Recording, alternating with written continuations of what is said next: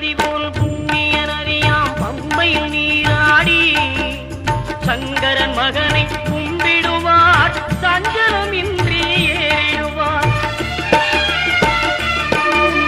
நீலிமலை ஏற்றம் சிவபாலனும் ஏற்றிடுவார். காலமெல்லாம் நமக்கே அருள்காவலனாயிருப்பார். தேகபலம் தா பாதபலம் தா தேகபலம் தா பாதபலம் தா தேகபலம் தா